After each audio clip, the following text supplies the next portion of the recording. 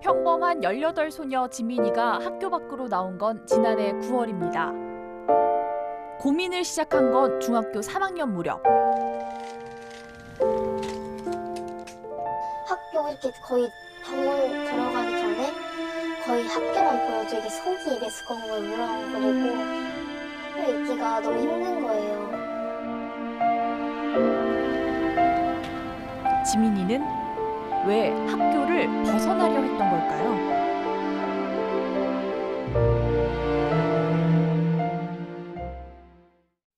처음에는 학교라는 공간이 주는 중압감 때문에 버티기 힘들었다고 하는데요. 근데 저는 솔직히 무난하게 그나마 잘 지냈어요. 물론 친구 문제도 아니고 다 문제도 아닌데 그냥 너무 이게 학교 자체가 거부감이 드는 거예요. 너무 가기 싫으니까 처음에는 그냥 맨날 아프다고 뻐겼어요. 맨날 그냥 배 아프다고. 공부도 잘하고 친구들과의 관계도 좋았던 지민이의 학교 울렁증이 더욱 심해진 건 고등학교에 올라가면서부터였습니다. 공부 잘하니까 조금 더 괜찮아 이랬는데 고1 되고 수학이 처음엔 괜찮았어요. 진도 따라잡을 수 있었는데 계속 하다 보니까 학원 다니는 애들은 그 학교 진도가 빨라도 괜찮잖아요. 근데 안 다니니까 너무 빠른 거예요. 이게 진도가. 그냥 바로바로 넘어가 버리고 중간에 손 놓기 시작했어요. 그러다 보니까 좀 더 심해진 것 같아요. 그러다 결정적으로 학교를 나오겠다고 결심한 건 피폐해진 몸과 마음 때문이었습니다. 근데 이게 쌓이니까 우울증까지 오고 이게 더 심해지니까 환청도 들리고 더 심해지니까 공황장애가 좀 더 보이기 시작한 거예요. 제가 정신병원이라도 가자 했거든요. 제 스스로. 그 엄마 아빠도 그렇고 정신병원 가면 너 나중에 기록 남을 거다. 취직 못할 거다. 그런 얘기를 하는데 솔직히 그것 때문에 안 간 건 맞아요. 흔들렸는데 어느 순간 이 생각이 드는 거예요. 오히려 그 생각으로 안 갔다 정말 큰일 나면 어떡하지? 지민이가 보여준 의지와 나름의 계획을 본 부모님의 동의를 얻어 학교를 떠난 지 100여일.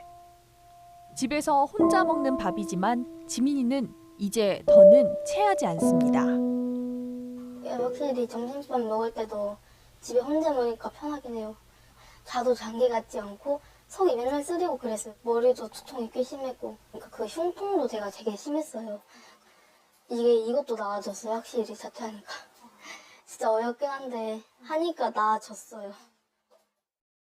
또 조금 더 건강해진 몸과 마음으로 나에게 필요한 활동을 알아보고 있는데요. 어느 정도 공부는 해두고 더 집중하자고.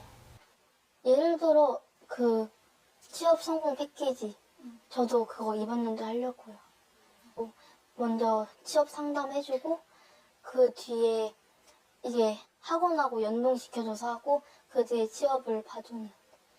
그 솔직히 이런 말 많이 들었어요. 고등학교에서도 적응 못해서 자퇴하겠다는데 대학생 돼서도 사회생활 돼서도 적응하겠냐. 글쎄요. 그냥 사람마다 다르지 않을까요? 저는 괜찮을 것 같은데. 오히려 계속 그거 우울증도 그거 냅두고 계속 그냥 썩히다가 사회생활 됐는데 진짜 문제되면 어떡해요? 학교 안에서 자기의 어떤 미래나 비전을 찾지 못하고 수동적으로 끌려가고 잠만 자는 학생이 있을 수 있습니다. 그런 학생들보다는 자기 꿈을 찾고자 나와서 대안학교든 아니면 다른 곳을 기웃거리는 학생들이 오히려 자기 미래에 대한 어떤 가능성과 탐색을 위해서는 더욱더 능동적이고 적극적인 모습일 수도 있다는 겁니다. 물론 제가 대안학교나 학교 밖 청소년을 조장하는 건 아닙니다만 그런 학생들의 모습이 과거의 학교 밖 청소년과는 다른 모습이다라고 하는 점을 우리는 반드시 이해해야 된다는 거죠. 4년차 학교 밖 청소년의 엄마인 예진 씨도 처음에는 아들을 이해할 수 없었습니다. 그러니까 특별한 이유는 없는데 맨 처음에는 학교를 안 가는 거예요. 아프다고. 그냥 학교가 답답하고 가면은 못 살겠다고 이런 식으로 해서 이제 그만둔 거죠. 그때 당시에는 뭐 놀랐다기보다 이런 상황 자체가 너무 힘든 거예요. 그리고 집이 코앞이거든요, 학교가. 그래서 거기서 5분이면 가는 학교를 왜 안 가냐고. 아들이 학교를 나오는 것과 동시에 엄마의 생활도 달라졌는데요. 집이 아파트 단지라서 되게 좁거든요. 그러니까 얘가 또 엄마도 제가 좀 제일 친하다가 갑자기 얘가 자퇴한다니까 막 소문이 완전히 짱난 거예요. 정말 뜻하지 않은 상황에서 자퇴를 하다 보니까 제가 너무 힘드니까 이제 인간관계를 못 하겠더라고요. 아들을 이해하기 위해 가입한 자퇴생 온라인 모임이 예진 씨에게 오히려 힘을 줬습니다. 엄마의 마음을 알고 싶다며 연락한 다른 아이들에게서 깨달음을 얻었다고 하는데요. 처음 만났던 친구들은 여학생이었는데 자기가 자퇴하고 나서 되게 힘들어가지고 그 약을 먹고 있다고 하더라고. 정신과 약을. 살이 너무 쪄가지고 그래서 뭐 세 알 먹던 거 이제 한 알밖에 안 먹어요. 근데 언젠간 줄일 것 같은데 겁이 난다고. 근데 사실 저는 뭐지? 아이고. 되게 좀 망설이고 있었는데, 아, 저렇게 적극적으로 치료하면서 사는 애들도 있구나. 그래서 제가 좀 많이 배웠죠, 사실. 그다음부터는 생각도 많이 달라졌죠. 교육 제도가 마음에 들지 않아서 또는 학교 폭력의 가해자이거나 피해자라서 학교 밖으로 나오는 청소년도 많지만 최근에는 지민이나 예진 씨 아들처럼 그저 학교라는 공간이 답답하게 느껴져 갈 수 없는 아이들도 많습니다. 휴대전화를 통해서 스마트폰 세대들이 이제 많이 생겨났잖아요. 그 아이들만의 어떤 독특성이라는 게 있거든요. 본인들이 다양한 활동을 하고 싶어하고 다양한 어떤 교육 체계 속에서 교육을 받고 싶어 하는데 우리는 이런 공교육 자체가 너무 획일화되어 있고 그래도 공부를 해야 된다는 그런 압박감이 너무나 많기 때문에 결국은 그런 걸로 인해서 아이들이 학교를 나오게 되는데 그러니까 우리가 왜 경쟁에서 밀려나도 그 다음에 뭔가 해볼 수 있는 다른 길을 또 찾아보고 그럴 건데 아이나 어른이나 그 안에서 밀려나면 안 된다고 하는 두려움과 공포가 있는 거죠. 그래서 먼저 미리 좌절해 버리거나 그래서 예전과 좀 다르게 느껴지는 건 좌절이 너무 많다는 것. 이런 아이들에게 필요한 건 편견 없는 이해. 저랑 신랑 둘 다 FM이고 이렇게 뭐 재수라든가 이런 좌절 없이 쭉 살아왔던 것 같더라고요. 소속 없이 지낼 수 있다는 거에 대한 그 개념이라든가 이런 부분이 크게 와닿지는 못했구나. 그래서 그 아이가 겪었을 어려움들에 대해 충분히 공감하기가 어려웠구나. 근데 그렇게 소속 없이 누군가로 자기 이름을 갖고 누군가로 세상과 맞부딪혀 나가는 이 자체가 어떻게 보면 이 아이의 삶에는 용기고 새로운 길이 아닐까. 네, 지금 이런 결정이 적응을 못하는 단계로 바라보는 게 아니라 새로운 선택의 길로 바라봐 줄 수 있었으면. 세상이라는 학교로 나온 아이들. 우리 사회는 이 아이들을 위해 무엇을 할 수 있을까요? 자퇴생들 하는 거 보면 적응 못해서 그런 거 아니냐, 날라리 아니냐 그런 거 진짜 자주 보거든요. 보는데 솔직히 그 사람들이 자퇴한 사람들 상황을 모르잖아요. 모르고 그런 말 하는 거 자체가 좀 되게 불쾌해요. 그게 최소한 왜 자퇴했는지 이유는 듣고라도 좋겠어요.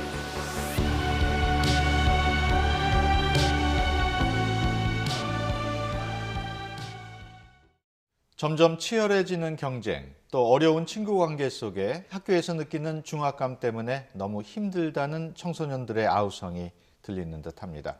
취재를 맡은 한현희 기자와 함께 자세한 이야기 나눠보겠습니다. 한 기자, 어서 오십시오. 네, 유앵커님, 제가 시작하기 전에 먼저 물어보고 싶은 게 있는데요. 학교 밖 청소년 하면 어떤 이미지가 먼저 떠오르시나요? 학교 밖 청소년 하면은 학교 생활에 제대로 적응을 하지 못하고 말썽을 일으키는 비행 청소년, 뭐 그 정도로 생각이 드네요. 네, 많은 분들이 학교 밖 청소년이라는 말을 들었을 때 학업에는 관심이 없고 가출을 일삼는 소위 노는 아이들, 비행 청소년을 떠올립니다. 하지만 학교 밖으로 나오는 청소년들은 그 이유가 다양합니다. 엄밀히 말하면 공교육을 떠난 것일 뿐인데 학교 밖 청소년은 위기의 청소년이라고 생각하다 보니 부정적 인식이 많은 것이죠. 앞서 영상에서 답답해서 또는 몸이 좋지 않아서 학교를 떠난다는 얘기가 있었습니다마는 청소년들이 학교를 떠나게 되는 주된 이유 뭘까요? 네, 취재를 하면서 느낀 것이 학교 밖 청소년이라는 하나의 이름으로 묶여있지만 학교를 떠난 이유가 굉장히 다양하고 성향도 모두 다르다는 것이었습니다. 실태조사만 봐도 성향에 따라서 학교를 나온 이유가 확연히 다른데요. 일반 청소년들은 원하는 것을 배우기 위해서나 특기를 살리기 위해서라는 응답 비율이 뚜렷하게 높았지만 보호관찰소나 소년원에 있는 소위 비행 청소년의 경우 아침에 일어나기 힘들거나 공부가 하기 싫어서라는 응답이 많았습니다. 그렇다면은 이런저런 이유로 학교를 떠나 밖으로 나온 청소년들 얼마나 됩니까? 네, 지금은 정부에서도 추정만 하고 있는데요. 38만 7천 명가량 되는 것으로 보고 있습니다. 전체 청소년 가운데 6% 정도인데요. 잠재적 학교 밖 청소년까지 포함하면 그 수가 상당하죠. 한 해에 6, 7만 명가량이 학교 밖으로 나오고 있는 상황이라서 이들을 지원하기 위한 학교 밖 청소년 지원법이 2015년부터 시행되고 있고요. 이 법에 따라서 학교 밖 청소년 지원센터, 이른바 꿈드림 센터가 운영 중입니다. 학교를 떠나는 청소년이 많고 그 동기도 여러 가지인 만큼 지원 역시 다양해야 할 것 같은데 학교 밖 청소년 지원센터 구체적으로 어떤 지원을 하고 있습니까? 네, 학교에 나온 이후 어떤 생활을 하는지에 따라 청소년들을 분류하고 이에 맞는 프로그램을 지원하고 있습니다. 크게 공부를 계속하는 학업형, 일을 하거나 취업을 준비하는 직업형, 아무 의욕이 없어 하는 무업형과 가출 청소년으로 대표되는 비행형으로 나누어서 지원하고 있는데요. 학업형 청소년에게는 검정고시를 지원해주는 경우가 가장 많고요. 직업형 청소년의 경우 바리스타나 네일 아트 등 직업을 체험하게 하고 또 고용노동부의 지원을 안내해주기도 합니다. 또 사회와의 접촉을 꺼려하는 성향이 있는 무업형이나 비행형 청소년을 상대로는 상담 등을 통해서 동기를 부여하고 있습니다. 지원을 시작한 지 불과 2년 정도 지났으니까 이제 걸음마 단계라고도 할 수 있겠는데요. 과연 지원이 잘 이루어지고 있는지 현장의 목소리를 직접 들어봤습니다. 이런 학교 밖 청소년들의 문제가 갈수록 심각해지면서 정부 차원의 대책이 마련됐습니다. 학교를 다니지 않은 청소년들이 28만 명이나 이르고 있습니다. 전 부처가 합동으로 지원 대책을 마련을 하였습니다. 28만 명을 저희들이 일일이 찾아가서 관계 부처가 합동으로 대책한다라는 2015년 5월 학교 밖 청소년 지원법이 시행되면서 학교를 떠난 청소년들이 건강한 사회 구성원으로 성장하도록 돕기 위해 큰 꿈을 안고 시작된 지원 대책이 발표됐습니다. 그리고 2년 후 그렇다면 현장에서는 2년여간의 과정을 어떻게 평가할까요? 우리는 수소문 끝에 얼마 전까지 학교 밖 지원센터 선생님과 센터장이었던 두 사람을 어렵게 만날 수 있었습니다. 가만히 끄고 얘기하고 싶은데요. 이런 인터뷰를 통해서 바뀔까? 너무 많은 인터뷰를 했기 때문에 바뀔까요? 오랫동안 지역에서 꾸준히 청소년 지원 활동을 이어왔다는 정숙 씨와 센터장. 하지만 학교 밖 청소년 지원센터, 이른바 꿈드림 센터를 꾸려오며 포기하고 싶었던 순간이 많았다고 합니다. 가장 큰 문제로 꼽은 것은 한정된 인력이었습니다. 오늘 시공부는 보통 둘셋 정도밖에 인력이 안 되는데 그 3명의 선생님들이 굉장히 최저의 시급을 가지고 하루 종일 움직이는데 아이들을 만날 시간이 없어요. 저희 같은 게 1억 1,700이 올해 예산이었어요. 그럼 70%가 인건비, 세분의 인건비였고 나머지는 아이들 프로그램이었는데 올해 여기 꿈드림 센터가 300명을 했어요.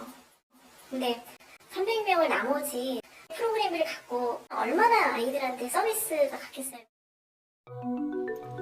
더 큰 문제는 상황이 이런데 실적에 따라 예산을 주겠다며 경쟁을 부추기다 보니 돌봄보다는 숫자를 채우는데 신경을 쏟을 수밖에 없다고 털어놨는데요.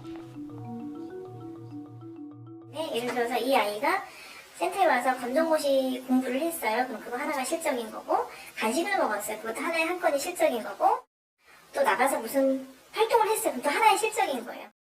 이 아이 하나 갖고도 굉장히 수개의 실적을 올릴 수 있고, 결국 한 명의 실적이 되죠. 결과적으로는 실적에 맞춰서 예산이 편성이 되다 보니까 부득이하게 경쟁 체계로 갈 수밖에 없었던 것 같아요. 실무자 입장에서는 새로운 아이들이 와서 새로운 프로그램을 빨리빨리 들어줘야 실적이 올라가니까. 센터에서 일하는 선생님들의 고용 불안정도 고스란히 아이들에게 상처로 돌아오는데요.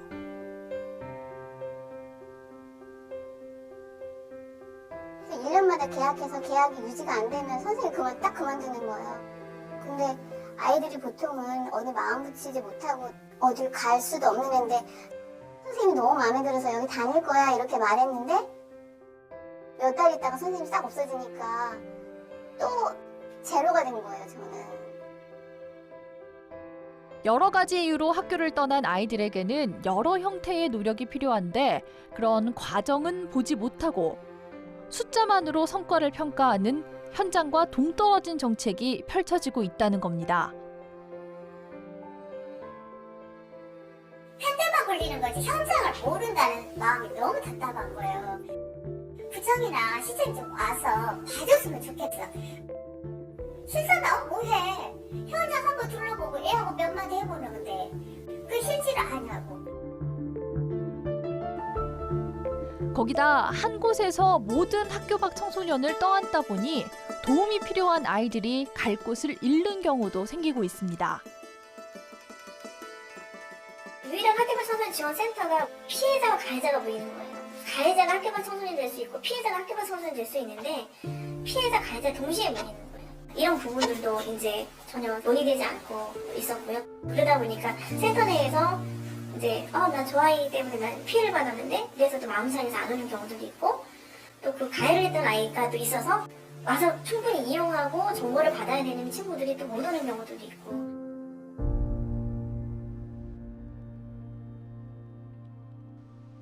특히나 비행 청소년이라는 주홍글씨가 붙은 아이들은 센터에서도 밀려나 발붙일 곳이 없는 상황을 겪고 있는데요.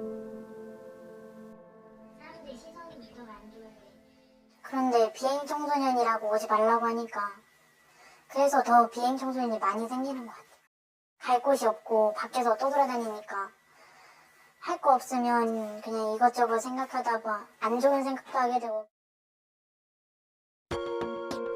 전문가들 역시 학교 밖으로 나오는 청소년들의 다양한 특성을 고려하지 않고 센터 개수 늘리기에만 주력한 결과 센터들이 검정고시와 상담, 직업교육 등 획일적인 서비스를 하고 있다는 점을 문제로 꼬집었습니다.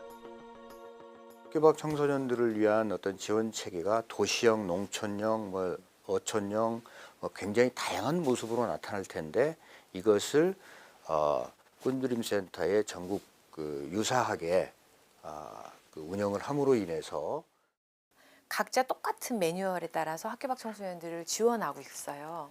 본인들의 진짜 욕구를 채워줄 수 있는 프로그램이 세부적으로 되어 있지 않다는 거. 거기다 지금과 같은 구조에서 집 밖으로 나오려 하지 않는 은둔형 청소년들을 지원하기란 사실상 불가능한 상황이란 점도 문제인데요. 꿈드림 자체도 오는 애들만 받지 가서 와라 이렇게 하지는 않거든요. 그러니까 그게 힘들죠. 그러니까 그게 맞는 애들은 거기서 계속 다니면서 적응하고 그러니까 거기서 적응한 애들이 되게 부러운 거예요, 엄마들은. 왜냐면 집 밖을 나오기 힘들어하는 애들은 그걸 지켜보는 엄마들은 누군지 와가지고 이렇게 도움의 손길이라든가 해주면 좋잖아요. 그렇다면 학교 밖 청소년을 실질적으로 지원하기 위해 어떤 변화가 필요할까? 전문가들이 공통적으로 꼽는 건 지역사회와의 조화입니다. 학교 밖에 굉장히 많은 여러 그 기관들이 있는데 그 기관들을 서로 어우를 수 있는 중심의 역할을 센터라는 것은 해야 되는 건 거죠. 그러니까 제가 아쉬운 건 꿈드림은 센터가 아니라 그냥 학교 밖에 굉장히 많은 청소년 기관 중에 한 기관인 거예요. 학교 밖 청소년들의 이행 경로에 대해서 지금 5년까지 이제 경로를 파악을 했어요. 파악을 해가지고 이런 유형이 됐고 실제로 봤더니 아이들이 거주 지역을 이동을 잘 안 하는 특성이 있더라고요. 그래서 그 지역 사회에서 이런 무업형 아이들에 대한 특화된 서비스가 있어야 되는 거예요. 그러려면은 제일 중요한 게 중앙정부의 지원도 필요하지만 지방자치단체와 그 기업들 또 여러 가지 이런 청소년들을 도울 수 있는 기관들 간의 연계 그리고 경찰과 또 여러 가지 그런 기관들 간의 파트너십과 어떤 허브 기능이 있지 않으면 체계적 관리가 어려운 거죠. 더 넓게는 학교 밖에서 이루어지는 교육을 인정해야 한다고 지적하는데요.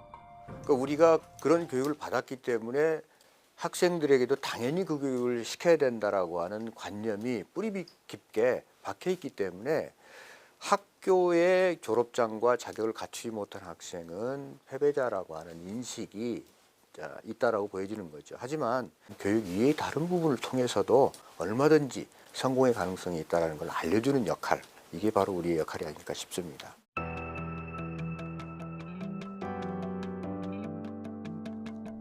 이를 위해서는 먼저 학교 밖 청소년을 학교로 돌아가야 하는 대상으로 보고 있는 학교 밖 청소년 지원법부터 변해야 한다는 주장도 있습니다.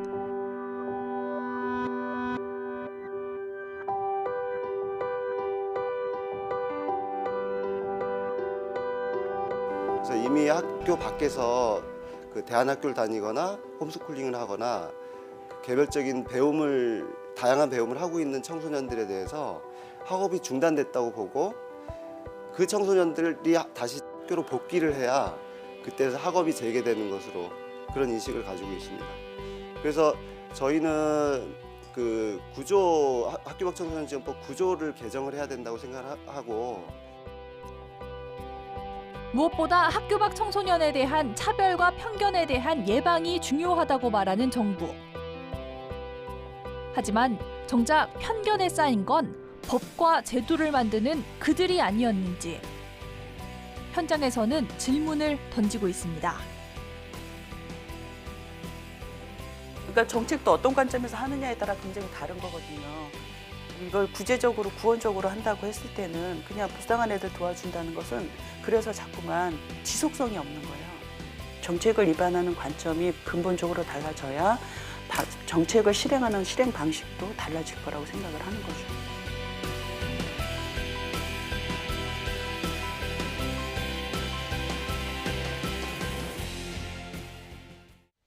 실적을 강요하다 보니까 형식적인 지원에 그칠 수밖에 없다는 현실이 안타깝습니다. 한 기자, 취재하면서 가장 큰 문제가 뭐였습니까? 네, 먼저 현장에서는 아예 지원이 없던 과거에 비해서는 상황이 나아진 것이 사실이라고 정부의 움직임 자체는 반겼습니다. 다만 시행 초기이다 보니 미흡한 점이 많다고 지적했는데요. 특히 인터뷰에서도 여러 차례 언급한 것처럼 프로그램이 획일화돼 있다 보니 그 프로그램에 맞는 아이들만 지원을 받을 수 있고 다른 욕구가 있는 경우 소외될 수밖에 없다는 점이었습니다. 돈을 들여서 센터는 여러 곳 만들었는데 정작 청소년들이 원하는 서비스는 제공하지 않고 그러다 보니 이용하는 청소년은 한정되고 예산은 낭비되는 상황으로 이어진다는 겁니다. 최근에는 초등학교를 그만두는 등 저연령 청소년들이 학교 밖으로 나오는 경우도 늘고 있는데 이들을 위한 프로그램이 거의 없어서 저연령 청소년들은 방치되는 경우도 있다고 하는데요. 수요자 중심에서 어떻게 다양한 지원 프로그램을 제공할 수 있을지 고민이 필요할 것 같습니다. 일단 시작은 했지만 비슷한 센터가 많아서 효율적이지 않다는 얘기인데 200곳이 넘는 전국의 지원센터 다 비슷한 상황입니까? 네, 모두가 그런 건 아니지만 비슷합니다. 이와 관련해서 이 꿈드림 센터가 어떻게 운영되고 있는지를 먼저 살펴봐야 하는데요. 이 꿈드림 센터의 80%가량은 청소년들을 상담해주는 역할을 하는 이 상담복지센터에서 함께 운영되고 있습니다. 기존 상담복지센터에 직원 2~3명만 추가돼서 학교 밖 청소년 담당 업무를 하고 있는 경우가 많은데요. 말하자면 더부살이를 하고 있는 겁니다. 또 상담을 주로 담당하던 기관이 키를 잡고 있다 보니 교육 지원과 관련해서는 한계가 있을 수밖에 없다는 지적입니다. 나머지 20%는 기존에 지역에서 기반을 잡고 활동하던 단체들이 꿈드림 사업을 이어받아서 하는 경우입니다. 분리해서 꿈드림 센터를 독립적으로 운영하다 보니 그나마 사정이 낫습니다. 이 가운데 우수 사례가 나오기도 합니다. 광주광역시의 경우 시스템이 갖춰진 기존 시민단체가 꿈드림 센터를 맡아서 여러 형태의 교육을 제공하고 자체 직업훈련 작업장도 운영하면서 효과적으로 지원하고 있습니다. 서울시의 경우는 여가부의 꿈드림 센터와는 별개로 자체적으로 학교 밖 청소년 지원센터를 운영하고 있는데 이곳도 기존 단체와 징검다리 역할을 잘해주는 모범적인 사례로 꼽히는 곳입니다. 여기서 공통적인 것이 지방자치단체와의 연계인데요. 중앙정부의 지원과 지방자치단체의 관심과 지원, 또 그 지역에서 오랫동안 활동한 전문 인력의 조화가 중요하다라는 생각이 들었습니다. 선진국의 경우 청소년 복지 정책이 잘 돼 있을 것 같은데 학교 밖 청소년에 대한 지원 대책 어떤 게 있습니까? 네, 미국은 세분화한 맞춤형 지원이 잘 되고 있습니다. 야간 학교, 썸머스쿨, 온라인 수업 등 학업에 필요한 지원과 견습생 제도, 현장 훈련 등 직업 기술에 필요한 지원을 모두 하고 있습니다. 또 자립생활 서비스까지 통합형 맞춤 지원을 하고 있고요. 영국은 사회적 기업과 연계해서 직업 훈련을 하고 있는데요. 정부에서 출석 수당을 지급하면서 직업 훈련을 받게 하고 훈련이 끝나면 사회적 기업이 고용하는 제도입니다. 교육과 관련해서 스코틀랜드는 학교에 가지 않더라도 만 19세까지는 교육을 받을 수 있는 수당이 지원되고 다른 유럽 국가들도 비슷하게 수당을 지원하면서 학교 밖에서도 교육을 이어갈 수 있도록 하고 있다고 하는데요. 우리와 크게 다른 점은 학교 밖의 교육도 인정하고 지원한다는 것입니다. 학교 밖 청소년 하면은 흔히 비행 청소년을 떠올리게 되는데 막상 그 지원 대책에 있어서는 이런 청소년들에 대한 지원이 좀 부족한 거 아닌가, 없는 거 아닌가 하는 생각이 드는데 어떻습니까? 네, 여가부에서 쉼터나 복지시설 등을 운영하고는 있지만 교육 관련 지원은 잘 되지 않고 있습니다. 기존 지원을 그냥 적용하면 되지 않나 생각하실 수도 있지만 꿈드림 센터에서 이런 아이들을 거부하는 경우도 있고요. 또 영상에서도 말한 것처럼 피해자와 부딪히게 되는 경우도 있습니다. 섬세한 대책이 필요할 것 같고요. 또 비행 청소년에 속하는 아이들의 경우 스스로 센터를 찾아오지 않는 경우가 많아서 이들을 발굴하는 과정이 굉장히 중요한데 현재는 일하는 사람의 사명감에 기대는 경우가 많아서 더 많은 인력이 지원돼야 하고 처우도 개선돼야 한다는 의견이 많습니다. 특히 가출 청소년의 경우 일주일을 어떻게 보내느냐에 따라서 비행에 빠지거나 아니면 다시 집으로 돌아가거나 이것이 결정된다고 합니다. 그래서 더 밖으로 나가는 것을 차단하는 안전망이 촘촘히 마련돼야 하는데 지금은 대부분 기관이 중복 기능을 하고 있어서 이런 부분에 대한 보완이 필요하다고 지적했습니다. 한 기자, 취재 과정에서 청소년과 학부모 또 전문가의 다양한 목소리를 들어봤을 텐데 학교 밖 청소년에게 가장 필요한 지원 뭐였습니까? 네, 항상 나오는 것이 예산과 관련된 것인데요. 재학생 1인당 연간 교육비는 770만 원 수준인데 학교 밖 청소년에게 지원되는 것은 꿈드림 센터가 전부이고 그곳에 직접 찾아가지 않으면 국가로부터 어떤 지원도 받을 수가 없습니다. 이렇게 지원이 열악한 가장 큰 이유로 예산 부족이 꼽히는데요. 그래서 재학생이 학교를 중단할 경우 해당 학교나 교육청에 들어가는 교육비를 감축하고 그 예산을 학교 밖에서 교육을 이어가는 데 쓸 수 있도록 전환해야 한다는 의견이 있었습니다. 한연희 기자 수고 많았습니다. 학교 밖에도 청소년은 있습니다. 지난 2015년 시행된 학교 밖 청소년 지원법의 취지처럼 여러 이유로 학교 밖으로 나온 청소년들이 건강한 사회 구성원으로 성장할 수 있도록 먼저 학교 밖 청소년에 대한 정확한 실태 파악이 이뤄져야겠습니다. 국민신문고 오늘 준비한 방송은 여기서 마치겠습니다. 시청해 주셔서 고맙습니다.